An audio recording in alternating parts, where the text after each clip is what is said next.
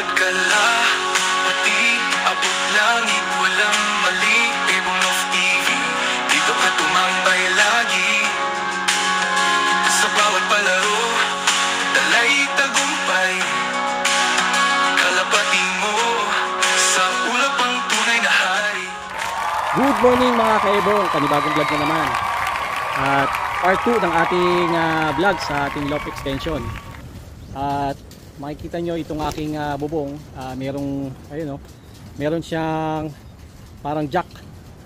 Nilagyan ko ng jack dahil babalik na rin natin yung agos ng tubig, yung klibe ng ating bubong bago natin gawin yung loft extension natin. So papakita ko sa inyo. Ayan. Right. So dati yung bagsak ng tubig pag ganito. Ayan. So ngayon ang gagawin natin, babalik rin natin para dito yung bagsak ng tubig. Ayan. So naka-incline na siya ng ganyan. Ganyan yung sukat niya. Tapos lalagyan natin ng dagdag na tukod. At syempre dadagdagan din natin ng wire mesh para may harang, no? At hindi makalabas yung ating mga wires. So mag-isa lang ako kaya ang ginawa ko, ginawan ko ng paraan, buti yung aking jack na ginagamit ko sa sasakyan nagamit ko. So ginamit kong pangtuko dito. Ayan, para makapag-welding ako mamaya. So susukatan ko muna to kung gaano siya kataas. At lalagyan natin ng tukod. Ayan, doon natin we-weldingan. So titingnan natin kung kaya pa natin gawing nakatornilyo, no? Kasi dito natin siya i-welding sa parte na yan. Ayan. Kung hindi naman, fix na lang. Alright, so kukuha muna tayo ng bakal na gagamitin natin pang tukod dyan. So yung mga wires natin bis na magpahinga, nakakawala, no? Kumain na sila, tapos pinakawalan ko na para hindi sila mabulabog. Ayan. So gagawa muna tayo sa ating loft. Alright.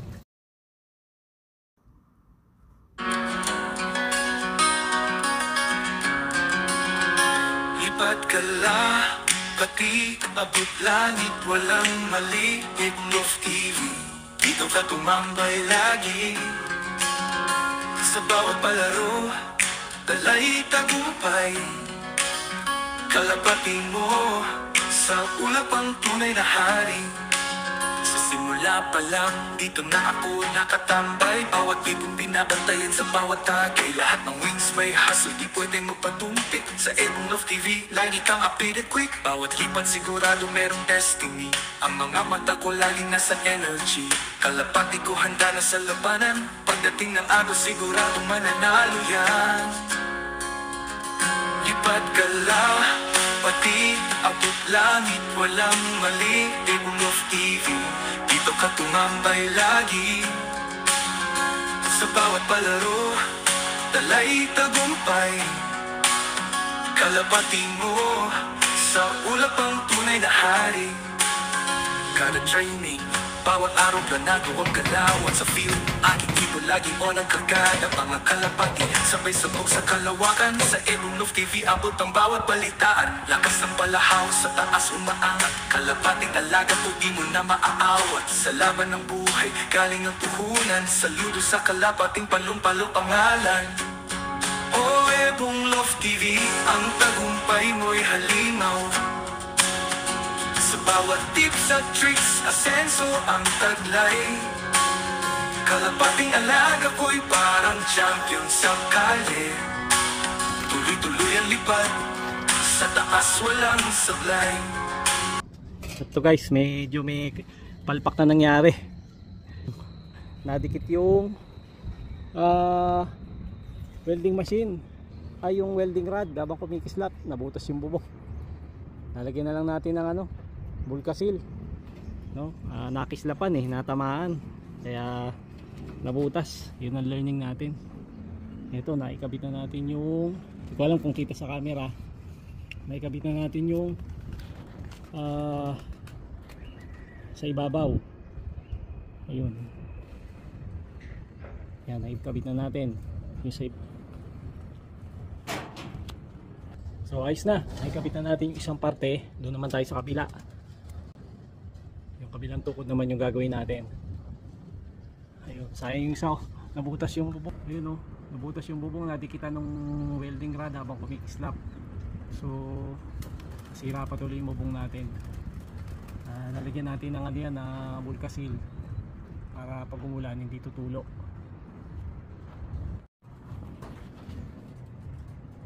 Ito yung next na gagawin natin.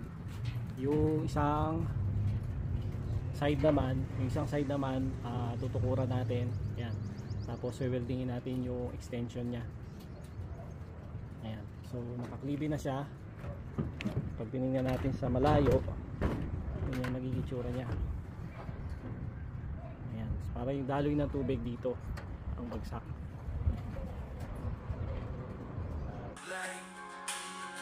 Lipad ka la, pati abot langit, walang mali. Ebong of TV, dito ka tumambay lagi. Sa bawat palaro, dalay tagumpay. Kalapati mo, sa ulap ang tunay na hari.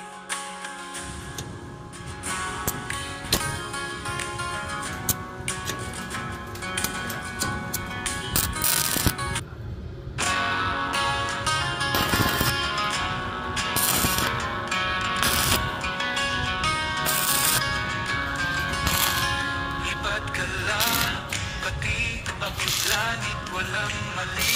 Ebong of TV, dito ka tumambay lagi. Sa bawat palaro, dalay tagumpay. Kalapati mo, sa ulap ang tunay na hari.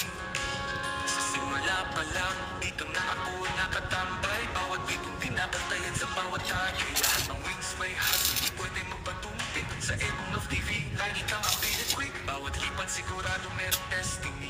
Ang mga mata ko lagi nasa energy. Kalapati ko handa na sa labanan. Pagdating ng araw sigurado mananalo yan. Lipat ka lang, pati ang langit, walang mali. Ebong of TV, dito ka tumambay lagi. Alright, time check. Time check, 3:13 PM. Nako, napakainit. Pero kailangan natin tapusin para masaya yung ating bagong taon. So last part na tayo ng ating ikakabit, yung welding. Itong papakita ko sa inyo. So itong part na to, ikakabit natin doon sa kabila. So, tingnan na, punta tayo doon.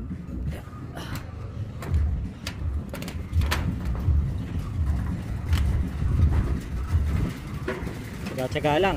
Okay. Pag inupa natin to, mahihirapan yung magwe-welding dito, napakainit. So yan, yung part na yan, yung merong butas dahil nga inangat natin. So yun, mahaba, malaki butas doon, tapos maliit. Yun. So sumuka tayo ng mesh wire na 1 by 1 feet na lapad, tapos 50 inch.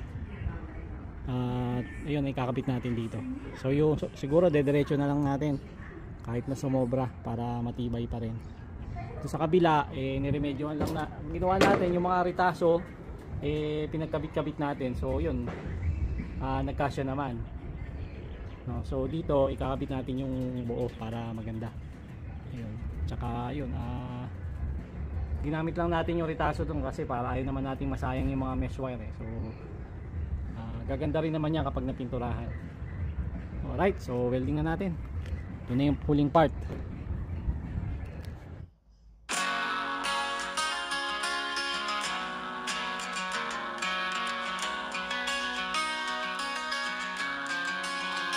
Lipat ka la, pati abot langit, walang mali. Ebong of TV, dito ka tumambay lagi. Sa bawat palaro, dalay tagumpay. Kalapati mo, sa ulap ang tunay na hari. Sa simula pa lang, lang, dito na ako nakatambay. Bawat ibong binabantayan sa bawat tagay. Lahat ng wings may hustle, di pwede magpatumpik. Sa Ebong Love TV, lagi kang updated quick. Bawat lipat sigurado merong destiny. Ang mga mata ko laging nasa energy. Kalapati ko handa na sa labanan. Pagdating ng araw sigurado mananalo yan. Lipat ka lang, pati abot langit, walang mali. Ebong Love TV, dito ka tumambay lagi. Sa bawat palaro, dalay ka. At ayun na nga mga kaebong, tapos na natin yung ating DIY loft extension project part 2. Yan, part 2 kasi hindi pa tapos dahil wala pa talaga yung loft extension. Pine-prepare lang natin muna yung ating loft para doon sa paggawa ng loft extension.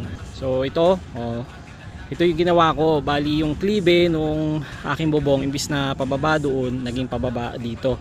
Dito na yung daloy ng tubig. Ayan. Kasi nakakaya naman sa kapitbahay pagka nagkaroon na tayo ng ano dito, loft viewing area, dadami yung dumi ng kalapate, tapos pag umulan babagsak yung dumi dun sa bubong nila. So malinis pa naman yung bubong nila, tingnan nyo. Ayan, napakalinis, diba? So, kaya kailangan talaga yung klibe ng ating bubong dito papunta. Ayan. So pagkatapos niyan, tsaka natin gagawin yung ating viewing area. Siguro magiging problema ko na lang dito paano yung daloy ng tubig kapag umulan, kasi magiging problema yung agos ng tubig.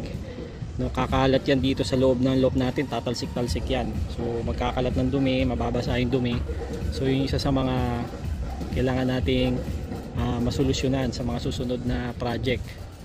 Pero inisip ko doon baka lagyan natin ng ng gutter dito sa unahan, no? Lalagyan natin ng gutter para saluhin niya yung tubig, no? Hindi magkakalat yung tubig. Ayan. Next, ang ating project ay yung mismong loft extension na. No, gagawa na tayo ng frame at yung ating mesh wire ilalagay natin. Pero hindi muna ngayon kasi magpapahinga muna tayo. Dahil ngayon ay December 31. Happy New Year! Happy New Year sa inyo mga kaebong. At natapos ang ating 2024 ng maligaya at matagumpay. Hindi man tayo pinalad sa mga kahit anong polling at lalo na sa derby, pero nakikita naman natin at unti-unting nag-i-improve yung ating mga warriors.